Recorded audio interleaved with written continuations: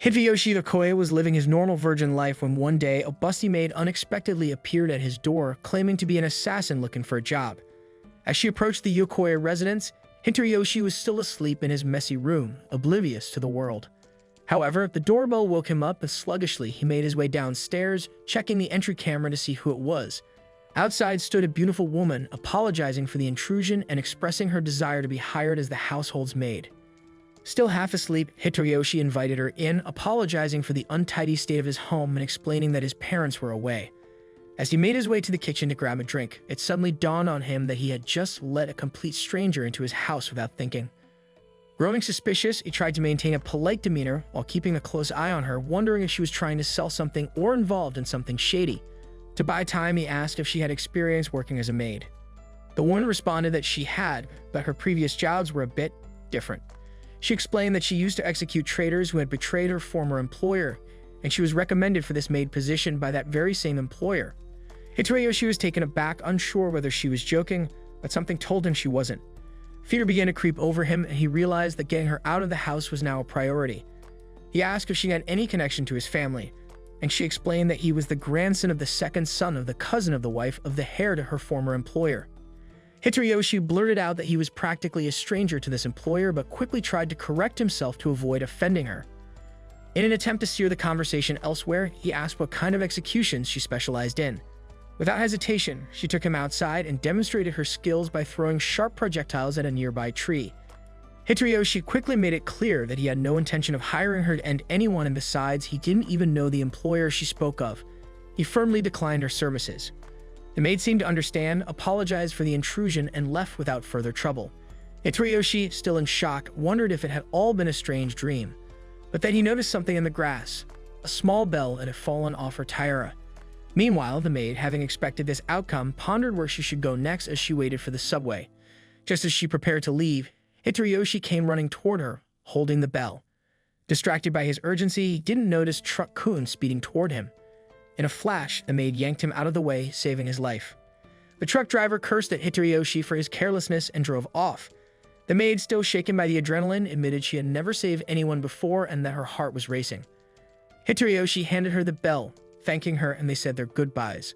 However, just as they were about to part ways, Hideyoshi changed his mind. He blurted out that he actually was looking for a maid and she could work at his house after all.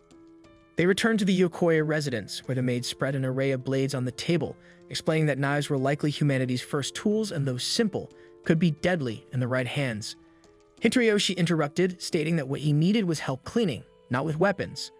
The maid, thinking this was some sort of code, asked who needed to be cleaned up. Hideyoshi pointed at the bags of trash in his room, hoping it would be self-explanatory. She, however, misinterpreted, thinking someone was stuffed inside one of the bags. Exasperated, Hideyoshi clarified that he needed help with actual cleaning, like sweeping and mopping the floors. The maid asked if she'd be hired if she did the job, and once that was settled, it became apparent that she had no idea how to use a mop or bucket. What followed was a series of calamities. She spilled water everywhere, slipped, and ended up with a bucket stuck on her head. Hideyoshi, seeing the disaster unfold, removed the bucket from her head and apologized, saying it was his fault for asking her to do something she wasn't used to. He then offered to help her clean together. By late afternoon, the house was spotless, and the two shared a moment of relief. Hideyoshi thanked the maid, who looked awkward, clearly not used to receiving praise. He realized it was getting late and neither of them had eaten, having been so focused on cleaning. He asked if she could cook, but her silence answered that question. Reassuring her, he told her he had the perfect meal in mind and suggested she take a bath while he prepared it. In the bathroom, the maid reflected on how strange it felt to be thanked for her work. Meanwhile, Hideyoshi, back in the living room, pondered the oddity of his summer vacation. With his parents away, he had somehow ended up with an assassin maid who couldn't clean or cook, but he was also concerned about another possibility. What if she walked out of the bathroom wearing just a towel? However, when she emerged from the bathroom, she was fully dressed, shattering his expectations. She promptly began chopping cabbage for dinner, one thing she was skilled at. She had always eaten simply to survive, never for taste or presentation. Hideyoshi, moved by her admission, assured her that the tonkatsu was special. It came from the Katsuda couple, who had been making the best food in the region for over 60 years, all at a very reasonable price. There were even rumors that famous people would disguise themselves just to get a taste of the legendary tonkatsu. Despite Hideyoshi's convincing pitch, the maid remained unimpressed, showing little to no excitement, which left him feeling slightly frustrated. But, accepting that this was just her way, he decided to let the food speak for itself. Seizing the moment, Hitoyoshi asked for her name. She responded that she didn't have one, explaining that her employers had always called her whatever they wished, so he was free to do the same. Not particularly skilled at coming up with names, Hitoyoshi decided to stick with calling her maid. Though she had never cared about what people called her before, for some reason, this time felt different. When they finally began eating, Hitoyoshi eagerly waited for her reaction. After taking a bite, the maid mused that, as usual, she couldn't tell if the food was good or bad, as taste wasn't something she paid attention to. However, she did note that the food was warm and pleasant, a feeling that echoed her experience with the bath earlier. Inwardly, she reflected that the warmth of the food and bath was much like the warmth she felt from the person sitting across from her. Hitoyoshi then pointed out where she'd be staying and assured her that everything was set up. The maid was surprised to hear that he had prepared a room just for her, and it triggered a memory from her past. She recalled a man who had once told her she had passed a test, praising her for her cold, white skin and icy heart.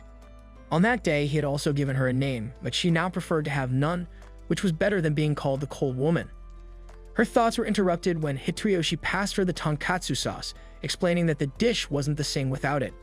Without hesitation, she poured the sauce over her meal and took another bite. This time, the taste overwhelmed her and she couldn't help but express her delight, a rare break in her normally stoic demeanor. Later that night, around 3 a.m., Hitoyoshi woke up drenched in sweat after a nightmare he hadn't had in years. Feeling a sudden hunger, he decided to go downstairs to grab some instant ramen. But as he descended the stairs, he heard an odd noise coming from the kitchen. Startled, he remembered that the maid had mentioned being a professional assassin. Despite his fear, he mustered the courage to check. Peeking into the kitchen, he saw the maid with a red stain on her face.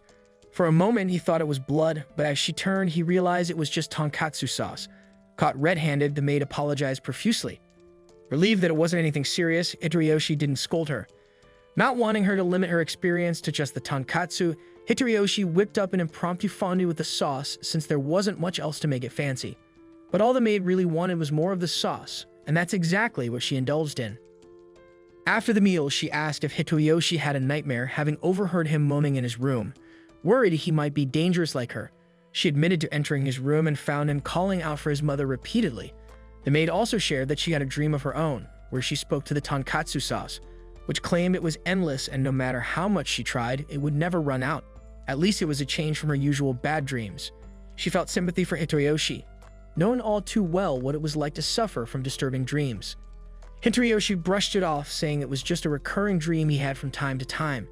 He explained that as a child, he could only sleep when resting on his mother's lap, especially after such nightmares. Moved by his words, the maid offered him her lap to rest on, sensing it might bring him comfort. As Hitoyoshi lay his head on her lap, her thoughts drifted back to the man who had always told her she was born to kill, a shadow that often hung over her. But in that moment, as the boy rested on her lap, the weight of that darkness seemed to lift, if only slightly. The situation felt awkward for both of them, but neither backed out. They stayed that way, seeing it through until the end. She then questioned why her heart had raced when she saved Hitoyoshi, unlike the times when she had sent others to their deaths. She couldn't understand why her body had moved instinctively to protect him. The next morning, she slashed through the trash before bagging it. When Hitoyoshi asked why, she explained it was to save space, which impressed him. Suddenly, they discovered a small dog abandoned in front of the house, accompanied by a note from a broke man, mistaking Hitoyoshi for someone wealthy, thinking he would take care of it. Though reluctant, Hitoyoshi didn't want the dog to end up an orphan like you. However, the maid, following her master's teachings, thought differently.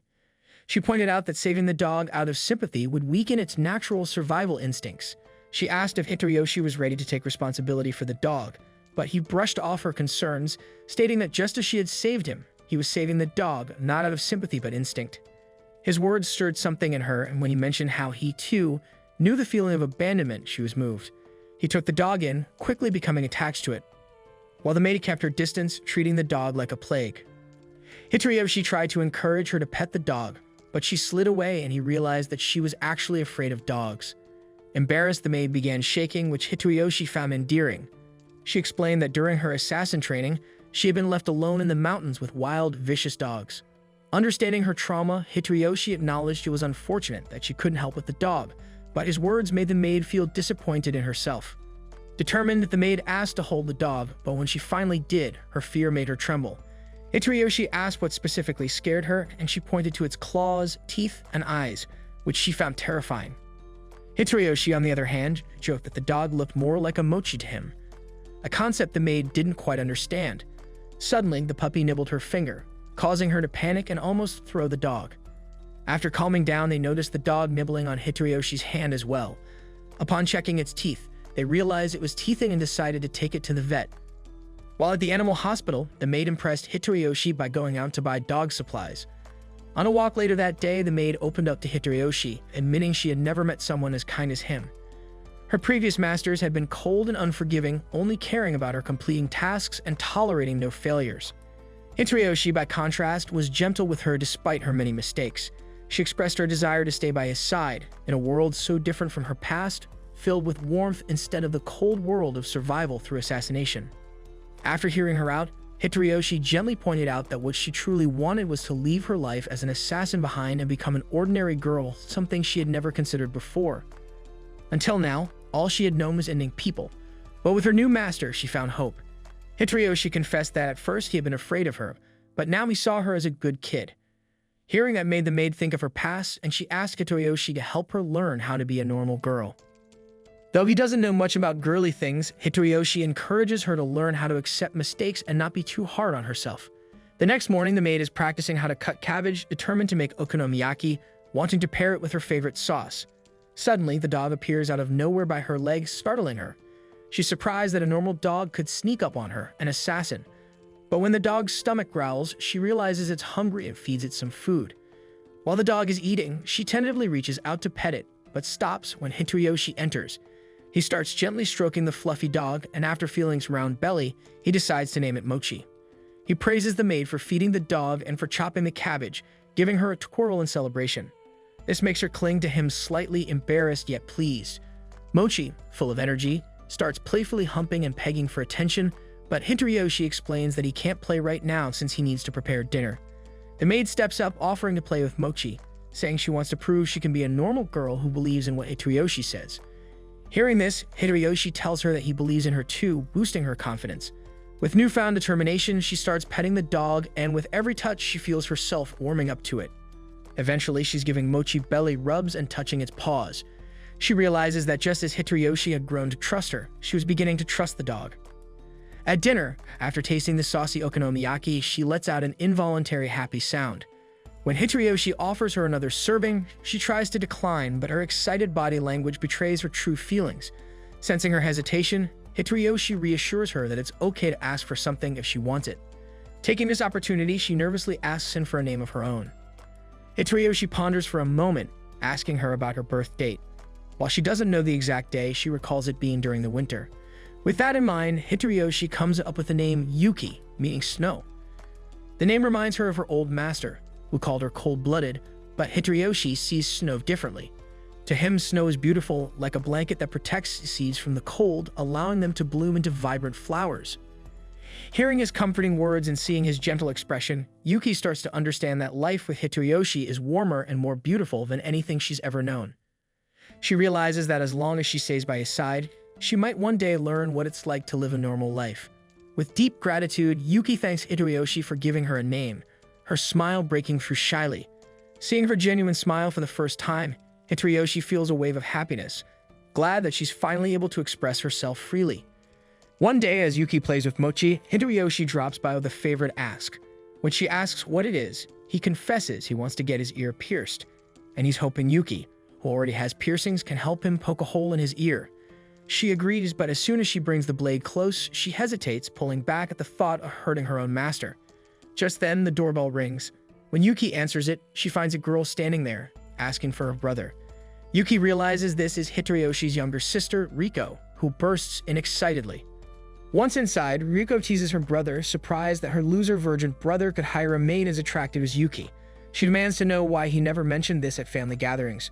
But Hitoroyoshi awkwardly explains that he was worried their mother would freak out, and although their dad approved of him getting a maid, he had no idea she was so striking. Riko isn't buying it and berates him for hiding the truth. Curious, Yuki asks why the siblings live separately, but Riko ignores the question and instead gushes over Yuki's beauty, which Hitoroyoshi explains is because Riko adores beautiful people and has no tolerance for ugly men like her brother. Riko quickly turns her attention to Yuki's backstory and learns that Hitoyoshi was the one who gave Yuki her name. Shocked, Riko watches as Yuki starts telling her origin story, explaining how she was once a nameless assassin until Hitoyoshi named her. Riko has a brief moment of disbelief, but then enthusiastically asks Yuki to autograph her notebook. Yuki obliges, but her signature ends up looking more like squiggly worms than letters. She defends herself, explaining that while she can speak 12 languages thanks to her assassin days, she's never actually studied calligraphy. Riko is unfazed and gets the idea to make Yuki her summer research project. Hitoyoshi objects, but Riko insists that Yuki is perfect for her project, wanting to show her assassin side. Despite his protests, she reassures him that she'll make it seem like Yuki is just a regular maid with a mysterious aura. They head to the backyard where Yuki demonstrates her skills by throwing a blade straight at an apple placed on Riko's head, narrowly avoiding giving Hitoyoshi a heart attack. Riko, fascinated, asks how many knives Yuki carries and where she hides them. Yuki reveals she has 5, but as she's about to show the one strapped to her thigh, Hitoyoshi quickly intervenes, stopping her from letting Yuguners from seeing her treasure. Later, as Riko bombards Yuki with more random questions, her stomach growls. When she asks if Yuki has a special dish, Yuki responds by chopping up a pile of cabbages with impressive skill and serves them plain on a plate, much to Riko's delight. They decide to head to McDonald's afterward, and there they notice a poster for a fireworks festival. Hitoyoshi mentions that the festival is famous for its tonkatsu sauce, which immediately gets Yuki's attention, so they decide to check it out. At the festival, Riko eagerly drags Yuki to a shooting game booth. Despite her enthusiasm, Riko struggles and misses every shot. Yuki takes her turn with confidence but misses as well, admitting that shooting has never been her strong suit. They move on to a goldfish catching game, where Yuki channels her inner focus, managing to scoop up plenty of fish. Impressed, Riko asks Yuki to teach her, and Yuki patiently shares her technique. The game attendant, observing Yuki's helpfulness, compliments her as a good sister. Afterward, they buy the good stuff, which Yuki has been excited to try. The taste is so delicious it nearly overwhelms her, and she devours it like how I devoured your mom last night. The clerk, amused by her reaction, gives her extra for free, which leaves her temporarily speechless. Riko then heads off to buy some drinks. Hitoyoshi tries to follow, but Riko assures him she'll be fine on her own. While waiting, Hitoyoshi asks Yuki if she has any festival memories. But Yuki recounts a mission from her assassin days where instead of enjoying herself, she had to eliminate a target during a festival, stabbing him in the back as they watched fireworks together. Hitoyoshi is left speechless. But before he can respond, the fireworks begin. Yuki gazes at them in awe, captivated by their beauty. Riko then returns with drinks, declaring that summer festivals are the best, and Yuki smiles in agreement. On their way home, Riko jokingly scolds Yuki for eating so much sauce, warning her that she might get as big as your mom. Suddenly, they hear someone shout about a robbery, and a motorbike whizzes by, nearly hitting Yuki. Acting swiftly, Yuki pulls Riko out of harm's way, and Riko, flustered, reacts to being saved like a princess. Hitoyoshi, however, is annoyed at the spilled sauce, muttering that the robber deserves to meet his fate. Yuki takes his words literally and charges off after the thief. Seeing her in action, Riko follows along, eager to witness Yuki take action. As Yuki leaps across rooftops, Riko and Hitoyoshi chase her, eventually taking a shortcut to catch up.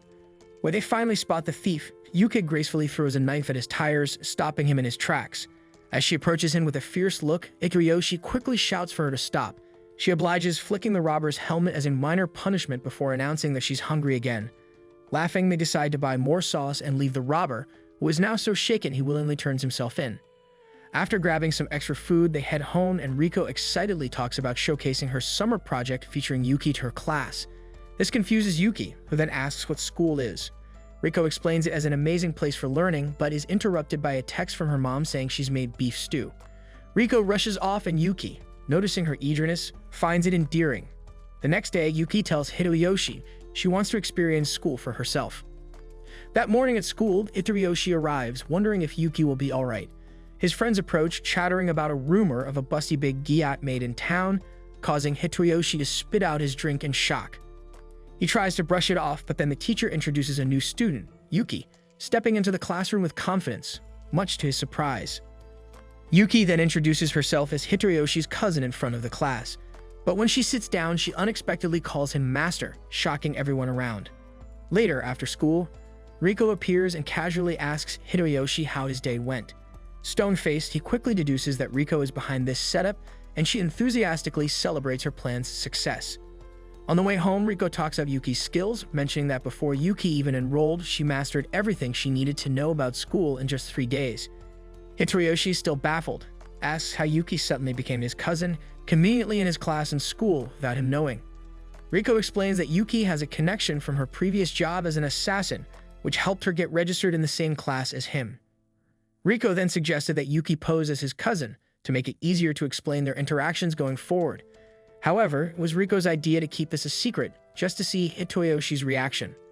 Hitoriyoshi playfully smacks Riko on the head, but Yuki, concerned, asks if she's done something wrong. He quickly softens, reassuring her that he doesn't mind and hopes they can both enjoy their school life together. The next day, students rush out of class eager to grab some popular Katsuta bread from the cafeteria, which catches Yuki's interest. When Hitoriyoshi asks what she'd like for lunch, she replies that she wants the Katsuta bread they've been talking about. However, he explains that it's rarer than your father coming home, and that she'll need to be quick to get one during lunch. He even draws her a map showing how their classroom is the farthest from the cafeteria. While he feels uncertain about her chances, Yuki is determined, declaring that if the others can get the bread, she can too. Full of conviction, she dashes out, even leaping out of a window to the roof. Initially, Hitoriyoshi tries to stop her, but she fearlessly sprints across the railing, showing the fierce look of someone in pursuit of food. Realizing there's no stopping her, Hitoriyoshi watches anxiously, fearing she might expose her abilities in front of the crowd. Just as Yuki is about to jump down, she changes course and swings herself down perfectly in front of the cafeteria, snapping one bread and a sandwich. Fearfully, she then tells Hitoriyoshi that due to the high demand, she could only buy one of each. But he reveals that he's had the Katsuta bread before, insisting she enjoy her hard-earned bread. Yuki, touched, hesitates but finally takes a bite, squealing with joy at the taste. Moved by her happiness, she even shares her sandwich with him, shoving the big glizzy down his throat. That evening, Riko announces she's staying over despite Hitoriyoshi's resistance. She teases him, mentioning that he gets to live with Yuki and could clap her anytime. Riko then shares that she always wanted a sister to talk about boys with and has even imagined her brother clapping Yuki in her daydreams. Suddenly, she has a grand idea. If Hitoriyoshi were to marry Yuki, her wish would come true. Riko is convinced Yuki likes him, but Hitoriyoshi insists Yuki doesn't feel romantic emotions. He even recalls a time recently when she didn't react at all when shoving a glizzy down his throat. Still, Riko is undeterred, speculating that their father would be supportive but their mother less so. Just then, Yuki joins in and asks, confused, who's getting married. Riko reveals everything and directly asks Yuki if she likes Hitoriyoshi. Yuki replies that she admires him, which leaves Hitoriyoshi momentarily flustered. Later, as they hang out, Riko asks Yuki if she wears makeup, admiring her natural beauty. Yuki responds that she doesn't wear any makeup, prompting Riko to compliment her, saying that her face is the envy of many girls. Yuki, however, admits that her looks didn't serve any purpose in her former line of work. Riko, feeling self-conscious, remarks that she herself doesn't have a particularly pretty face, but Yuki reassures her by saying she genuinely likes how Riko looks. This surprises and warms Riko, who has never heard such praise from anyone besides her parents. She asks if she could ever look as beautiful as Yuki, and Yuki tells her that since she started eating tonkatsu sauce, her skin has been glowing. She then offers Riko some of her tonkatsu glazed melon, which initially confuses her, but she eventually enjoys it. Observing their interaction, Hitoriyoshi thinks that they already seem like sisters and credits Riko for helping Yuki adjust to normal life so quickly. Noticing his expression, Riko teases him, suggesting he must be imagining marrying Yuki so he can watch scenes like this every day. Hitoriyoshi tries to deny it, but when Riko asks if he would be happy with someone as charming as Yuki, he eventually agrees, making her smile. Meanwhile, the mysterious cat watches them from the bushes. The next day in class, the teacher is giving a lesson on how to cook the good stuff from Breaking Bad. However, he spots Hitoriyoshi dozing off and tosses a piece of chalk his way. Without anyone noticing, Yuki slices the chalk mid-air, but in the process, accidentally blinds Hitoriyoshi. Concerned, he heads to the infirmary, where he meets a beautiful, busty, big-gagged health teacher, Nida, a striking woman whose appearance seems right out of an anime. After he explains his eye issue, she directs him to sit on the bed, and he's immediately on edge due to the strange vibe he senses. Nida then begins questioning him about Yuki, and when he mentions that Yuki is his cousin, she laughs, saying he doesn't look related to someone as gorgeous as Yuki. While examining him, she suddenly compliments his looks, calling him handsome, and locks the door, and her demeanor shifts. She leans in closer, playfully pushing him onto the bed and teasing him. But just as she's about to cross the line, Yuki bursts in, locking eyes with Nida in a fierce stare. Hitoriyoshi, startled, scrambles over to Yuki for protection, but Nida brushes it off as a joke, saying he just looked cute like a hamster under pressure. Ignoring Nida's attempts to lure him back, Yuki firmly pulls Hitoyoshi out of the room and instructs him to stay away from Nida. Remembering Riko's words, Hitoyoshi wonders if Yuki might actually have feelings for him and be feeling a bit jealous. Frustrated, Nida dismisses them, saying his condition isn't serious. As Yuki escorts Hitoyoshi away, she quietly apologizes for her behavior and says she has something important to tell him, causing his heart to race. But instead of a confession, Yuki reveals that Nida is also an assassin, leaving him stunned. Meanwhile, in the infirmary, the lurking cat approaches Nida. The cat, it turns out, is delivering photographs of Hitayoshi's home, which Nida begins plotting to destroy. Nida has always dreamed of one day settling down on a beach surrounded by tough-fit men, but before she can fulfill that wish, she must eliminate both Hitoyoshi and Yuki.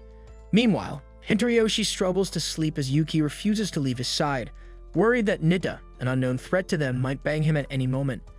Hitoyoshi tells her he can't relax with her hovering so close if Yuki comes up with an idea. She then lies down beside him, suggesting that her thighs could help him relax, a dream scenario for most men. Embarrassed, he admits he's more concerned about her safety, which makes her blush, but Yuki assures him she can defend herself even in her sleep. Yuki suspects that Nida might hold a grudge from her past. To comfort Hitoyoshi, she holds his hand, promising to protect the person who taught her what warmth feels like. Hitoyoshi, feeling a bit warm himself from their hand-holding, gets up to open the window, but Yuki stops him, cautioning that he could easily get ambushed through it. Just then, she notices the smell of savory tonkatsu sauce, only to realize too late that it's a trap. Nida has already infiltrated their space and taken Hitoyoshi hostage, ready to do biological lessons with him. She then addresses Yuki by her true name, the White Wolf of the Dragon's 9 offsprings, and criticizes her for falling for such a simple trick. Yuki draws her knife, but Nida warns her that if she acts recklessly, she'll start by harming Hitoyoshi's eye. Yuki responds in Mandarin, threatening to feed Nida and her family to the dogs if she harms him, and this surprisingly unsettles Nida. Deciding to resolve things once and for all, Nida tells Yuki she'll be waiting at school for their duel, while she takes Hitoyoshi as her captive. After they leave, Yuki recalls her old master's words, that she is nothing more than a cold assassin with no hope for a happy ending. Yet determined to accept who she is, she steels herself to save Hitoyoshi at any cost, even if it means abandoning her peaceful life and returning to the shadows. Deep down, though, she longs for the warmth that Hitoyoshi has brought into her life.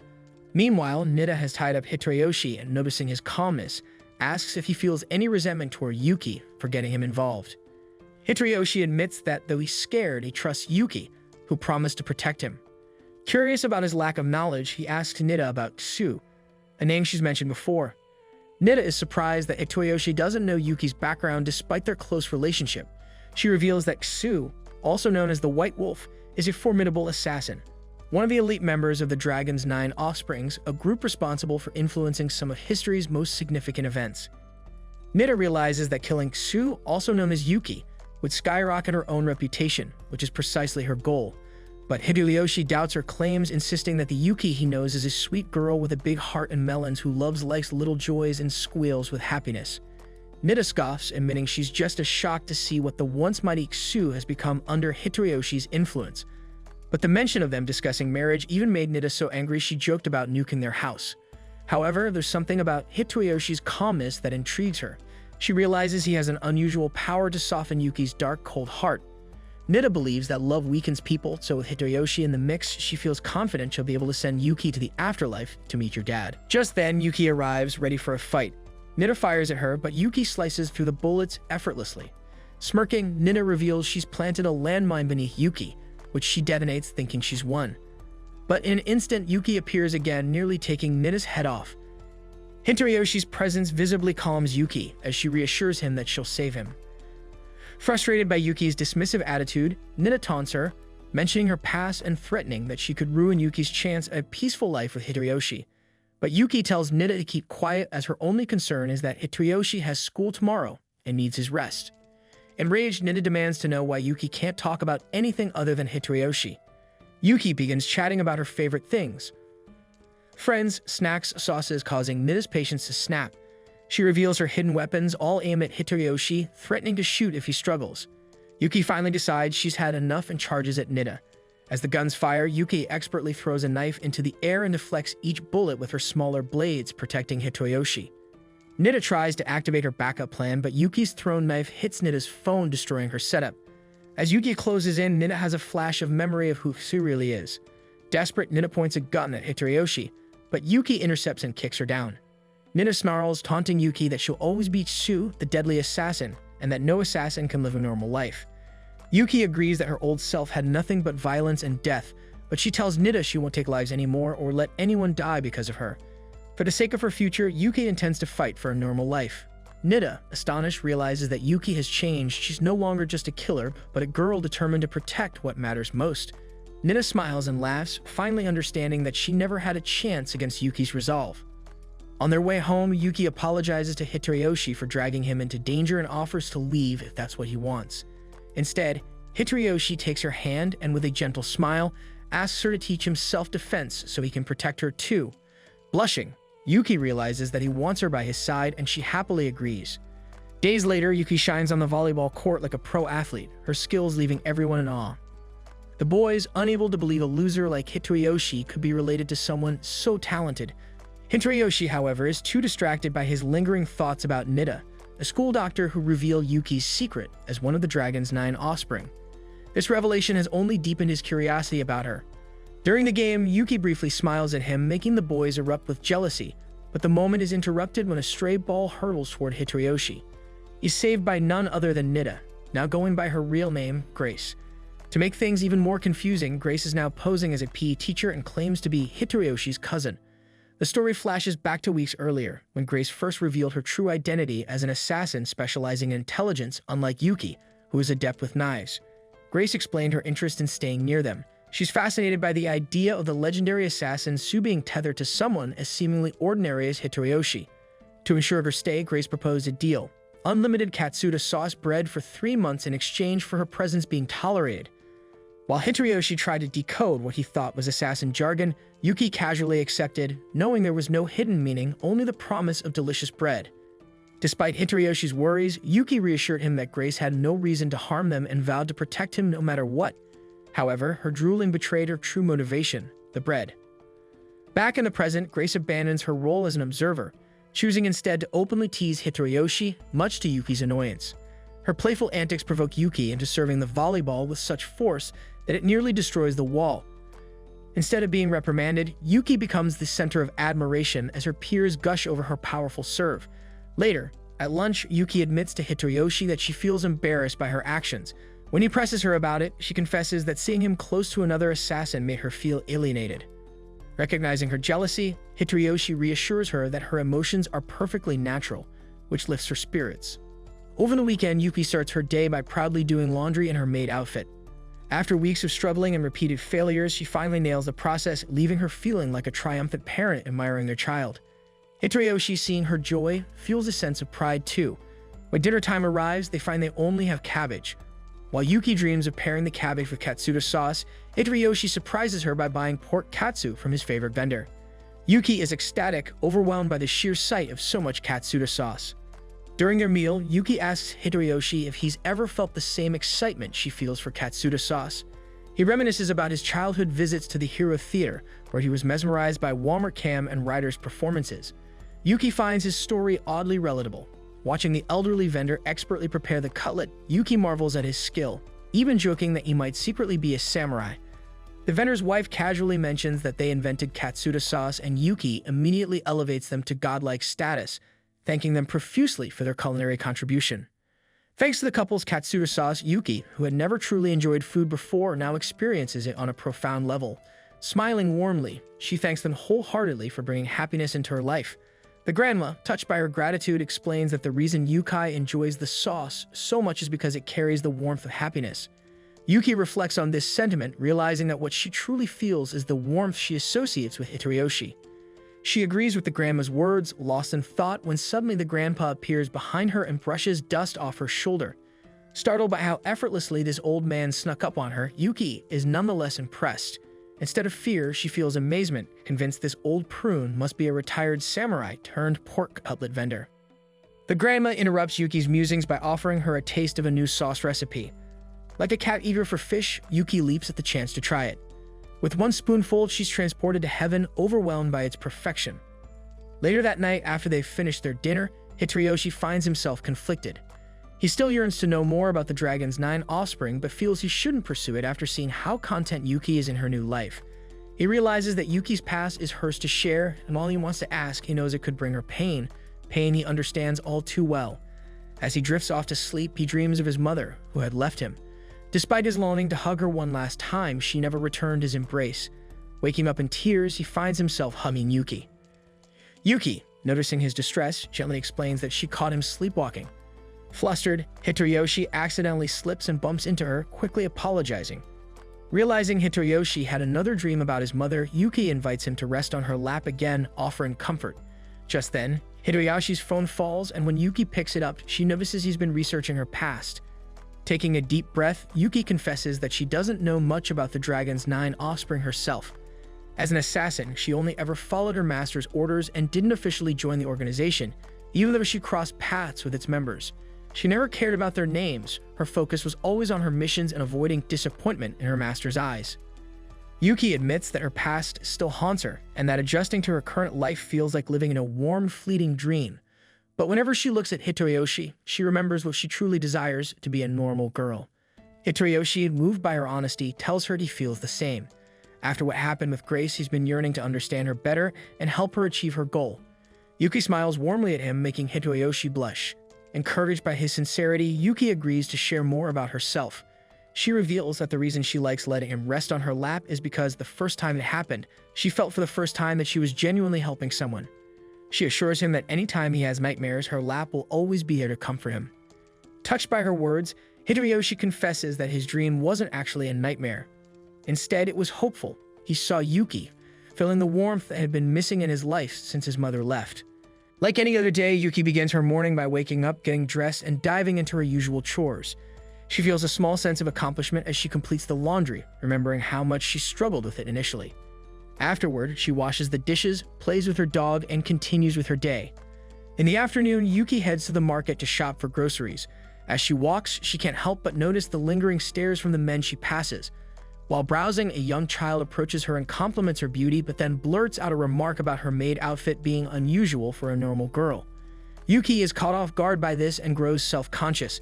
Later, she runs into Hitoriyoshi, who has just purchased some books, and nervously asks if the child's comment has any truth to it. To ease her worries, Hitoriyoshi offers to take her shopping for some clothes. When they arrive at the store, they unexpectedly find Riko and Grace waiting for them. Hitoriyoshi demands to know why these two have shown up, calling them useless nuisances. Riko explains she came along to help her brother pick clothes, while Grace smugly reveals she hacked his phone to track his location, eager to see Yuki in some new outfits. Riko teases Grace, calling her out as an assassin too, but instead of replying, Grace hugs her in a way that unsettles Hitoriyoshi. Riko takes charge and suggests a store, but instead of finding modest clothing, they end up with Yuki, trying on increasingly attention-grabbing maid outfits. Riko snaps photos of Yuki for her personal collection, prompting Hitoriyoshi to scold her for choosing such a store. Grace then recommends another place, and despite Hitoriyoshi's reservations, things get even worse. The outfits Yuki tries on make her look like some girl from the Vanilla Unicorn, much to Hitoriyoshi's dismay. The group moves on, trying a mix of outfits, some genuinely beautiful, others downright provocative. Each time, they turn to Hitoriyoshi for his opinion. When he suggests a simple white one-piece dress, Grace accuses him of being a closet pervert with questionable habits. Eventually, they survive the ordeal and finish shopping. With Halloween approaching, Riko suggests looking for costumes. Yuki tries on options like a witch or a police officer outfit, each one making her look irresistibly stunning. Hitoriyoshi, meanwhile, spots a horror movie poster and expresses his love for scary films. Grace and Riko eagerly suggest they all go watch it, but Yuki appears puzzled. When asked, she admits she's been to a cinema before, but only for assassination missions, never to actually watch a movie. Later, they go to the theater to watch the film. Despite Yuki's past as a world-class assassin who ended lives without hesitation, the sight of zombies terrifies her. After the movie, Hitoriyoshi tries to comfort her, reminding her that her assassin skills would make short work of any zombie threat. Yuki, still uneasy from the zombie movie, vents her disgust to Hitoriyoshi about the idea of rotting corpses walking around. She grumbles that their clapped mouths desperately need a tic-tac. Hitoriyoshi, observing her, realizes that Yuki views everything through the lens of her past life as an assassin. Afterward, they buy some crepes and enjoy them together. The lively atmosphere catches the eye of a pink-haired girl named Naka, who watches from a distance with envy. She wishes she could join in on the fun, but her teacher reprimands her, warning her to be more cautious. As Grace heads home, Hideyoshi offers to escort Riko back, asking Yuki to go ahead without them. However, Yuki takes a detour, admiring herself in her newly bought clothes. Despite their beauty, her mind keeps drifting back to her maid outfit. After some thought, she decides to switch back into it and spends time playing with her dog, Mochi. While playing, Yuki realizes she hasn't done the laundry all day. Spotting Mochi's dirty towel, she decides to clean it, but Mochi refuses, grabbing the towel and running off. Suddenly, the power goes out and the eerie lighting outside reminds Yuki of the zombie movie. As Mochi dashes around with a towel, he crashes into a table, knocking over food, which splatters on him. The commotion startles Yuki, who cautiously investigates. When she sees Mochi covered in food and holding the towel in his mouth, he looks like a creature straight from hell. Instinctively, she grabs a knife and slices the towel in half. Mochi begins crying over his ruined towel, and Yuki promises to fix it. Hideyoshi arrives, amused but skeptical of her ability to repair it after seeing the state it's in. Despite this, he supports her, trusting her determination. Noticing she's back in her maid outfit, Hideyoshi asks if she dislikes the clothes they bought earlier. Yuki assures him that she loves them but explains that her maid outfit is a gift from her late master, who encouraged her dream of living a normal life. It's her only keepsake from him, and she asks if it's okay to keep wearing it, even if it makes her seem odd. Using his do rise, Hideyoshi reassures Yuki that there's nothing wrong with her. Whether she's scared of zombies, a retired assassin, or simply someone who loves her maid outfit, she's fine just the way she is. He reminds her that everyone has quirks, and the most important thing is to stay true to herself. Yuki feels warm and fuzzy from his words, and Mochi barks in agreement. Picking Mochi up, Hideyoshi examines the ruined towel and realizes it's the same one they found him with. He suspects Mochi cherishes it because it carries the scent of his parents. Hearing this, Yuki becomes even more determined to fix it. She shares that she also has a keepsake, a small bell that reminds her of her sister. This revelation shocks Hideyoshi, who had known Yuki had a sibling. Days later, while enjoying ramen together, Hideyoshi curiously asks Grace about the whereabouts of Yuki's sister. Grace admits she doesn't know, but points out Yuki's bell and her surname Sue. When Hideyoshi presses further, Grace cuts him off, warning him never to interrupt her while eating. Grace, being a foreigner, deeply appreciates ramen as a symbol of Japanese culture. However, when she notices Yuki drowning her ramen in katsuta sauce, she snaps, threatening to make Yuki choke on the sauce for disrespecting ramen. Yuki, unfazed, continues to enjoy her meal. Later, they visit a store to restock the sauce, only to learn that it's sold out and won't be available until next week. Yuki is visibly crushed. With her precious sauce limited, she vows to use it sparingly. Seeing her so down, Hideyoshi tries to lift her spirits and asks if she remembers anything about her sister. Yuki confesses that her memories are hazy. She can't even recall her sister or their estranged parents' faces. All she remembers is the bell their mother gave her and her sister. Yuki hopes that if they meet again, her sister will recognize the bell. However, after 10 years apart, Yuki fears her sister may hate her, believing she abandoned her. Still, Yuki says that if her sister is living a happy life, she wouldn't mind if they never reunited. Their conversation is interrupted by Hideyoshi's friends Teiga and Kobachi. Teiga teases him, showing off a new CD featuring an artist performing at the upcoming Katsuta festival. Meanwhile, Kobachi scolds Hideyoshi for spending all his time with his maid instead of his friends. Despite the banner, Teiga thanks Yuki for brightening Hideyoshi's life. They jokingly expose Hideyoshi's edgy past, where he pretended to be a cool and protagonist but was actually an awkward, stinky weeb. Embarrassed, Hideyoshi silences Teiga, causing him to drop the CD. Before it hits the ground, Yuki dives to save it, but her katsuta sauce spills all over the street. Yuki watches in silent agony as her precious sauce is wasted. That night, Yuki has a nightmare where the katsuta sauce comes to life, berating her and declaring it would rather be anywhere else than with her. She wakes up distraught and tells Hideyoshi her life is meaningless without the sauce. She describes her bizarre dream where the sauce cheated on her, but hesitates to share another dream she's been having. One night, she visits Hideyoshi's room, asking him to stay with her. Hideyoshi, preoccupied with studying, promises to accompany her once he's finished. Grateful, Yuki calms down, praising Hideyoshi for being such a kind person. Flustered, he asks why she said that. Yuki then asks if there's anyone he dislikes. Hideyoshi confides that he holds resentment toward his father due to past events. This confession stirs memories of Yuki's sister and the bell, making her uncomfortable. She abruptly returns to her room, leaving Hideyoshi concerned. In her recurring nightmares, the katsuta sauce mocks her for abandoning her sister and claims everyone secretly hates her, including Hideyoshi. It taunts her, saying she's only good for assassinations. Asas then dredges up painful memories of her past as a prodigy, a child who spoke 15 languages and had a photographic memory. Despite all the admiration she received, all Yuki wanted was to make her parents proud. On her birthday, her family was celebrating when someone knocked on the door. Her parents answered, but as they looked back at her one last time, they walked into the darkness without a word, leaving Yuki and her sister behind. It turns out that Yuki's parents were murdered by assassins who wanted to kidnap her for her exceptional talents. From that point on, Yuki's emotions became numb as she was forced into the life of an assassin. Her captors systematically erased her feelings, replacing them with cold, calculated skills. Yuki's transformation into a heartless killer drove a wedge between her and her sister, who grew to resent her. Despite this, Yuki pushed forward, burying her pain. One night in her nightmare, Yuki's old master appeared, intent on reclaiming her and dragging her back into her dark past. Just as her master reached out, Hitoriyoshi woke her up. Concerned, he asked if she was okay. Without hesitation, Yuki hugged him tightly and pulled him into bed. Hitoriyoshi was overwhelmed by this situation but stayed with her as she requested. Feeling how tightly she clung to him, he realized how much the nightmare affected her. Yuki admitted that it wasn't just a bad dream, it was a memory of her traumatic past. To comfort her, Hitoriyoshi gently patted her back, likening the rhythm to a calming heartbeat. Gradually, Yuki fell asleep to the soothing sound. The next day, the group discovered Yuki had no idea what the Katsuta festival was. Teiga enthusiastically explained that the festival involved cultural, sports, and music competitions between classes, with the winning team receiving a special Katsuta sauce prize. Yuki, already enamored with Katsuta sauce, became determined to win. However, they told her she needed to maintain high grades to participate.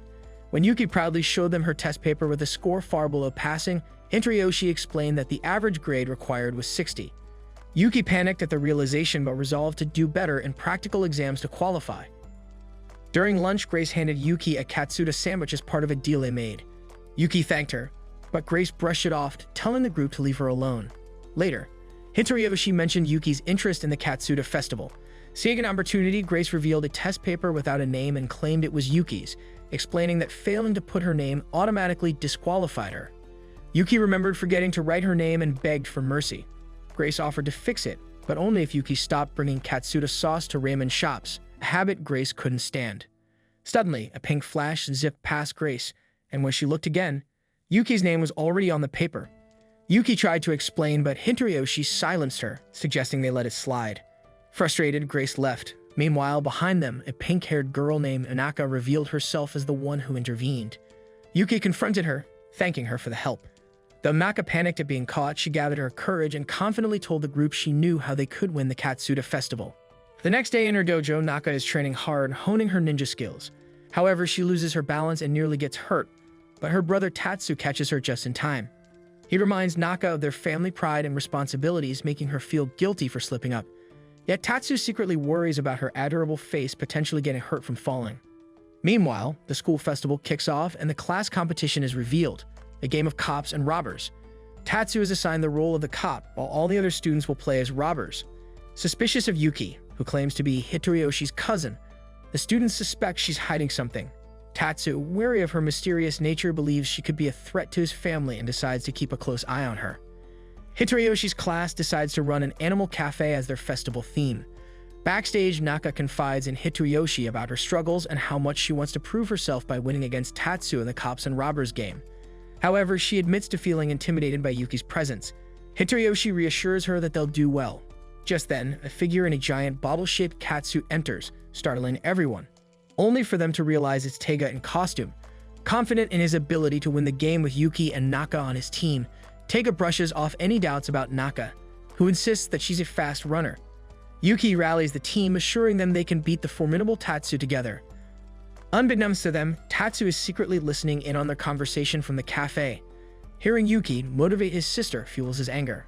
Later, as they finalize their plans, Teiga declares that he'll win the game in his bottle costume, hoping to gain fame as a mascot on live TV.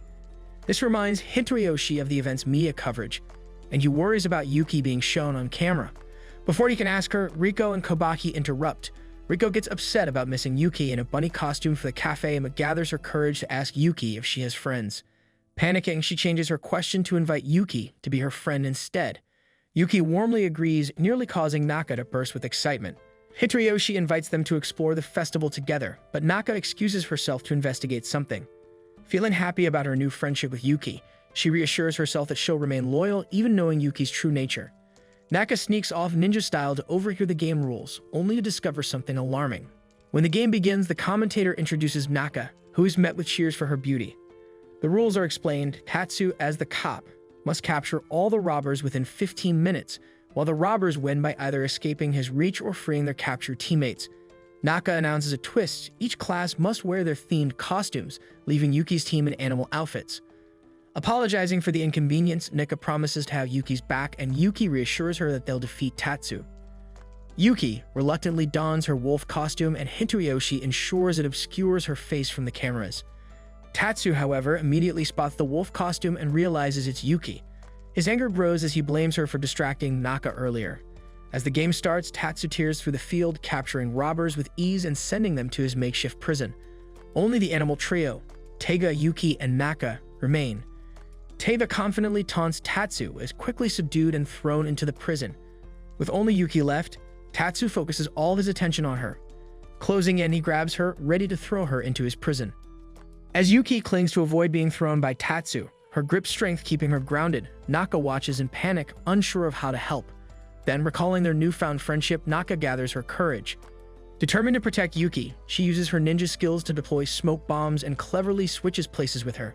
Before Tatsu realizes it, he has accidentally flung his own sister into the air. Watching Naka's dramatic fall into prison, Tatsu is left in disbelief, torn between regret and frustration. Now the sole player left, Yuki remembers Naka's selfless act.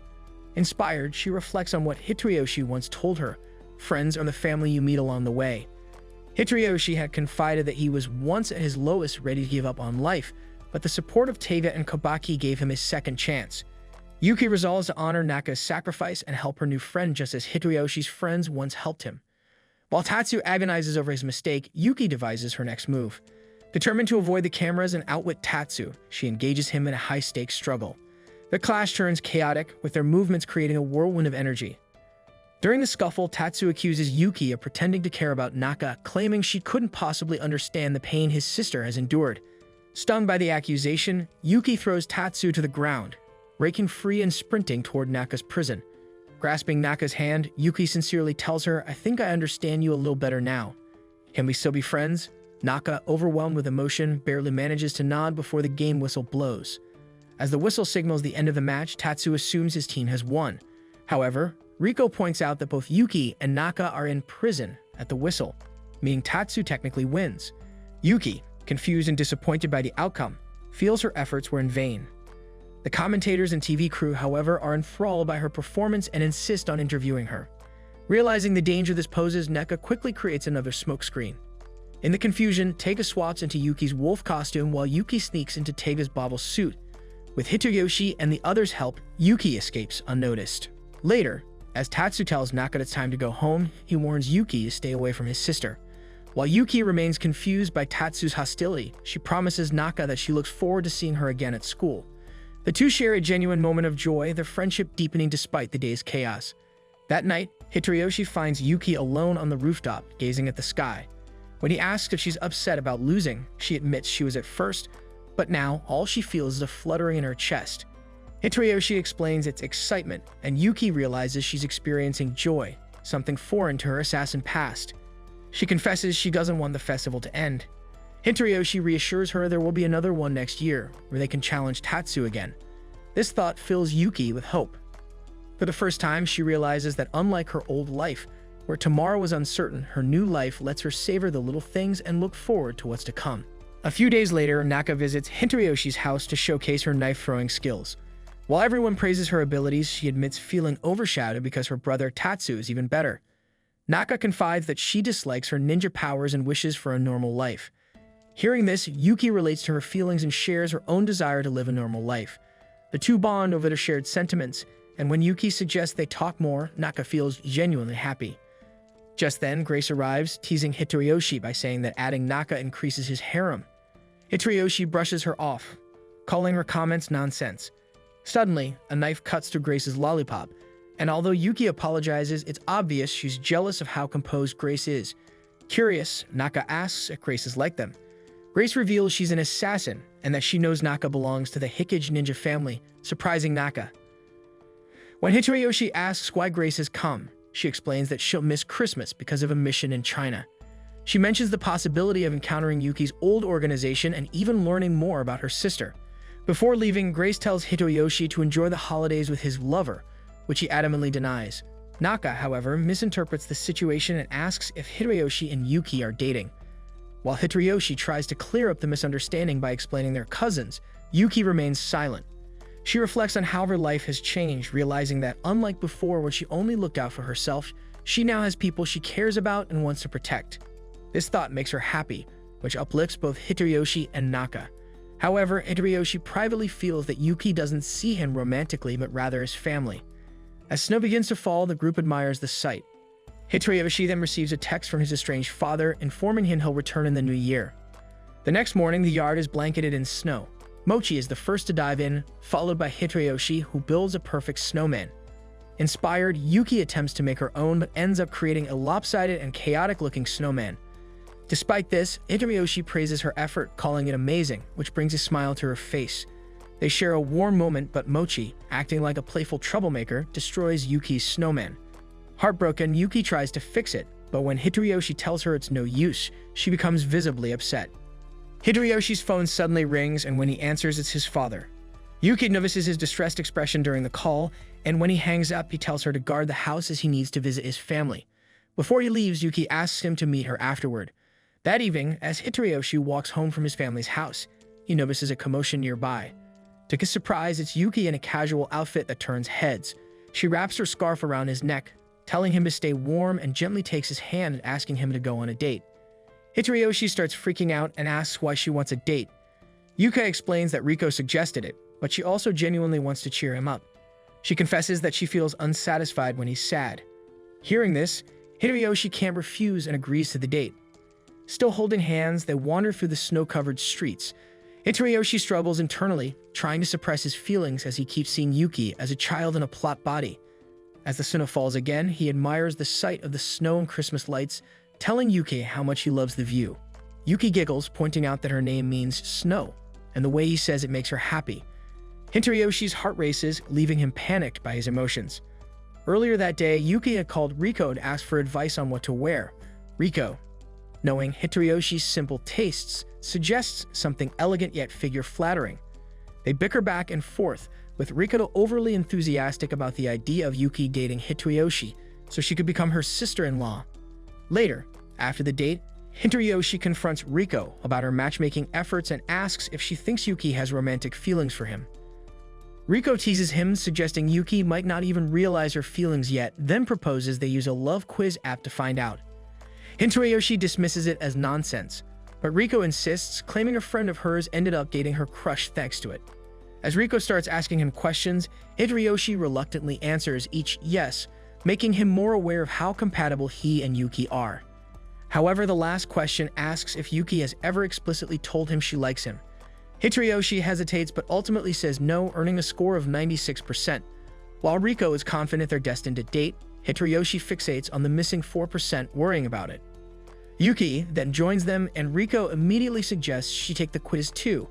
As Yuki answers each question with a confident yes, Hitoyoshi grows increasingly flustered. When the final question comes, Yuki answers without hesitation that Hitoyoshi has told her he likes her, causing him to spiral into panic. Meanwhile, Riko revels in victory, smugly celebrating her future role as Yuki's sister-in-law. Later, the three enjoy hot pot together. Riko starts teasing Hitoyoshi, recounting embarrassing stories about how he used to mess up the house to annoy their father. Mortified, Hitoyoshi tells her to shut up, desperate to hide his childish past from Yuki. To retaliate, he starts kicking Riko under the kotatsu, but she doesn't react. Confused, he continues kicking harder and harder until he finally looks under the table, only to realize he's been kicking Yuki the entire time. Both of them freeze in embarrassment, and when Riko notices their awkwardness, she asks what's going on. They refuse to explain, only making Riko laugh as she declares they're like a cute couple keeping secrets. Both Hitoyoshi and Yuki immediately fold, their faces bright red.